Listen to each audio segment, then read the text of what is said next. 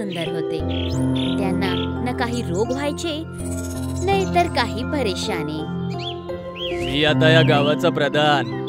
हे गाव जे की देवतांच्या आशीर्वादा स्वरूपात आहे. या गावामध्ये कोणीच कुरूप नाहीये, नाही कोणी आजारी आहे. पण या गावामध्ये काही जर त्रास आहे तर तो फक्त एकच आहे, तो म्हणजे म्हातारपण. याचा अर्थ म्हणजेच हे आहे की राजेश, की जसं या गावाला देवाचा आशीर्वाद मानतो, तर आम्हाला एक गोष्ट समजली आहे. आणि ती काय आहे? ती ही आहे की या गावामध्ये कोणीच कुरूप नाही राहिलं पाहिजे. अरे ह्या गावामध्ये कुरूप कोण आहे? आमच्या पहिल्या पिढी, आणि ते आता म्हातारे झालेले आहे. आणि आम्हाला या गावाचं संरक्षण करायचंय त्यांच्यापासून. हे तुम्ही काय म्हणत आहात? मानलं की ते कुरूप आहेत, पण जर आपण त्यांना गावातून काढलं तर त्यांचं काय होईल? त्या सगळ्यांनी आतापर्यंत आपल्याला इथे ठेवलं आहे. आपल्याला असं नाही करायला पाहिजे. हो, बरोबर बोललात. मी पण या गंभीर विषयाबद्दल हा विचार केला आणि हा निर्णय घेतलाय की आपण त्या सगळ्यांसाठी एक खूप मोठं आश्रम गावाच्या बाहेर बनवायला पाहिजे.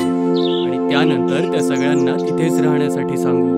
दर महिन्याला 1 वर्षापर्यंत आपण त्यांना धान्य पोहोचवत जाऊ. ही गोष्ट कुठल्या म्हाताऱ्या व्यक्तीच्या कानामध्ये पडली नाही पाहिजे. तुम्ही सगळे जाऊन आता एक नवीन आश्रम बनवायच्या तयारीला लागा. काहीच महिन्यात हे आश्रम तयार झालं पाहिजे. सभा समाप्त झाली. मुखियाचं बोलणं ऐकून सगळेजण तिथून निघून जातात. काही महिने निघून जातात आणि आश्रम बनून तयार झालं होतं.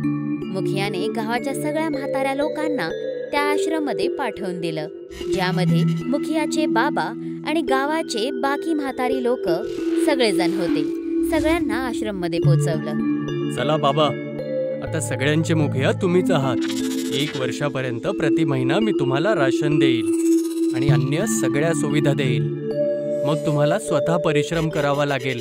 बाळा, तू माझा मुलगा आहेस आणि तू जो निर्णय घेतला आहेस तो खूपच चुकीचा आहे.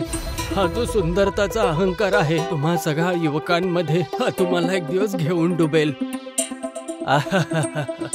ठीक आहे बाबा, लक्ष देईल तुमच्या गोष्टींवरती. आता मी इथून निघतो. काही दिवस निघाले होते, पण आश्रमचे म्हातारे आपल्या मुलांच्या काळजीमध्ये लागलेले होते. ह्याच परेशानीला घेऊन आज मालती म्हणजे राजेशची आई विजयकडे आली. अरे विजय दादा, मला तर माझ्या राजेशची खूप आठवण येत आहे. हे काय गोष्ट करत आहात देवी तुम्ही? तुम्हाला माहिती आहे ना त्या मुलांनी काय केलंय त्याच्यानंतर सुद्धा? पण ती लोक मुलं आहेत आमची, आम्ही काय करायचं? तुम्ही पण तर बाबा आहात ना. जसं तुमची इच्छा असेल बिलकुल तसंच होईल. या सगळ्यांचा मुखिया शेवटी माझा मुलगा आहे, तर मला हे ऐकायसाठी काही त्रास नाहीये. मला तसं नाही म्हणायचं होतं. काय आमच्या मुलांनी त्याचं बोलणं ऐकून चुकीचं नाही केलं. ह्यामध्ये चूक सगळ्यांची आहे. हो, काही गोष्ट नाही. जर आपण तिकडे जाऊन त्यांना समजवायचं जरी बनलं तरी पण त्यातून काही हल नाही निघणार, कारण त्यांचं अजूनही डोकं अहंकारामध्ये बुडलेलं आहे. मी थोडं फिरून येते. बहुतेक एखादी मूल मला कुठेतरी दिसून जाईल या जंगलामध्ये. मालती तिथून जंगलाकडे निघून गेली. मालती बाळा बाळा असं बोलत होती. ती एका वाटिकेमध्ये पोचली, ज्याला मालतीने पहिला कधीच पाहिलं नव्हतं. झाडांच्या मागं तिथे लपलेले खूप सगळी छोटी झाडं होती आणि शेणासारख्या दिसणाऱ्या काही पदार्थाचे झाडं पण प्रत्येक जागेवरती दिसत होते. हे सगळं काय?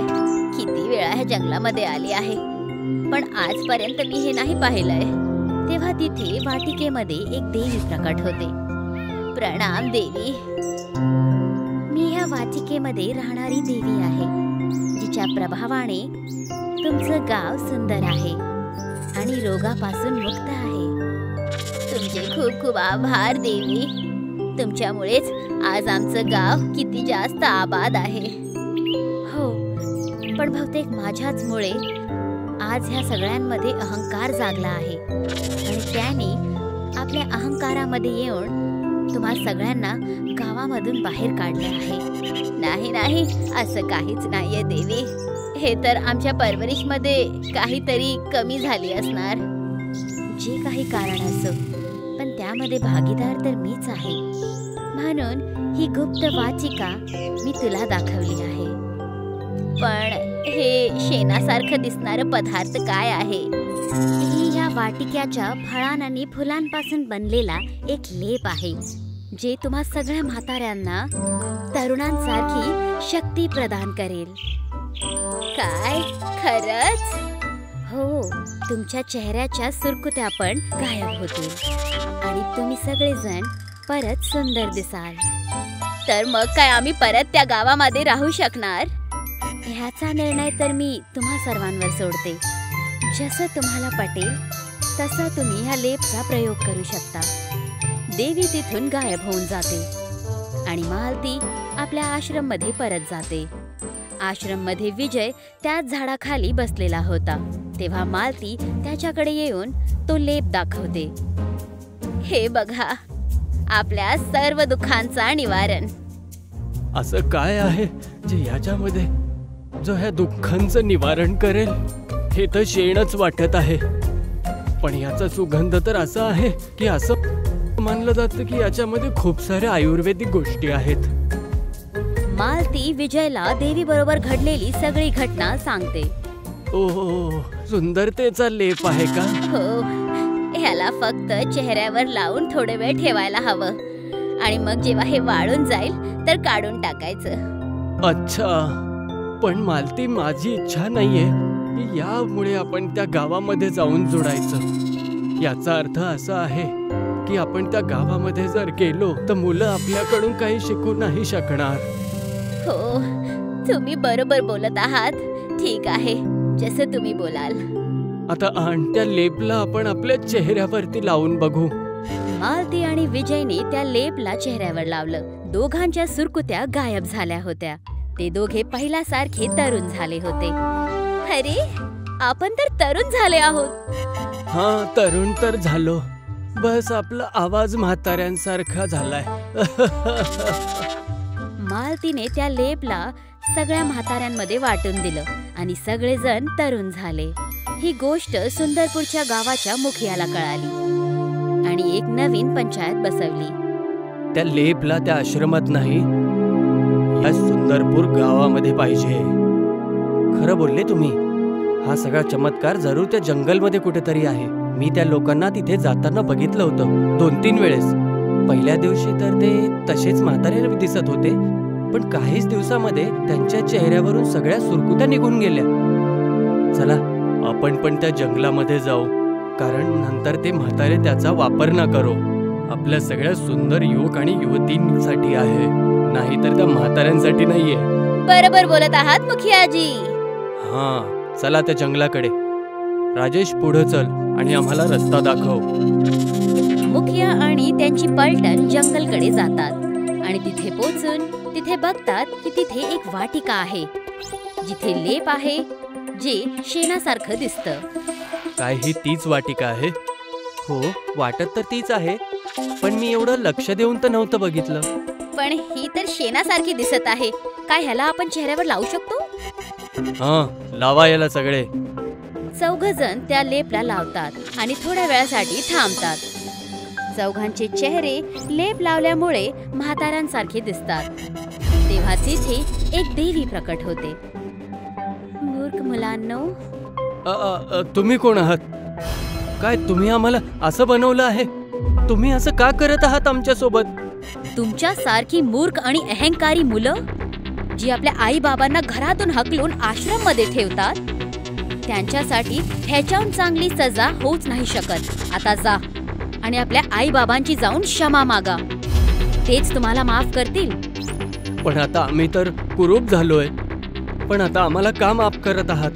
तुम्हाला आता पण नाही समजलं? आता ही वाटिका इथून गायब होऊन जाणार आहे. जा आणि आपल्या आई बाबांकडून माफी मागा, जेणेकरून ते तुम्हाला माफ करतील. देवीचं बोलणं ऐकून सगळेजण आपल्या आई बाबांजवळ पोहोचतात. बाहेर विजय आणि मालती आणि अन्य म्हातारी माणसं मुखिया आणि बाकी मुलांना बघायला लागले. बाबा, तुम्ही लेकरं पण ना, तुम्ही सगळे विचार करत असताल की कुरूप झाल्यामुळे आम्ही तुम्हाला माफ नाही करणार, पण आम्हाला काही त्रास नाहीये. सगळे आई वडील आपल्या मुलांवरती खूप प्रेम करतात. पण ज्यामुळे तुम्ही लोकांनी आम्हाला गावाच्या बाहेर काढलं ते बरोबर नव्हतं.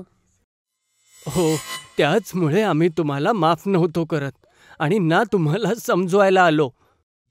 ह्या घटनेच्या नंतर आईबाबांनी आपल्या कुरूप मुलांना माफ केलं आणि काही महिन्यांनंतर प्रकृतीच्या अनुसार ते परत तरुण व्हायला लागले आणि म्हातारी लोक परत आपल्या वयेसारखी दिसायला लागली. मुलांना हे शिकवायला हवं की आईबाबांचं प्रेम रूप आणि कुरूपवर निर्भर नसतं, ते तर निस्वार्थ असतं.